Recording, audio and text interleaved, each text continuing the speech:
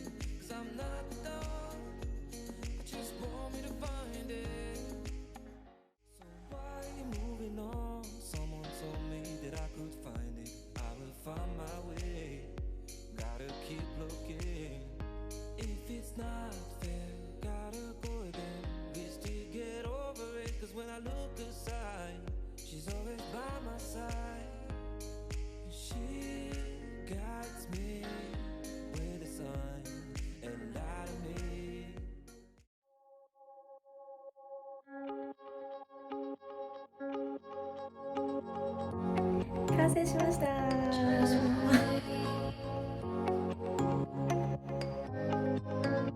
ポイントは服とアクセサリーをゴールド系にしました。もう夏が終わるのに夏本格的なメイクをしていますがずっとやりたかったメイクなのでやっていて楽しかったです。みんなもよかったら真似してくれると嬉しいです。動画を見ていただきありがとうございます。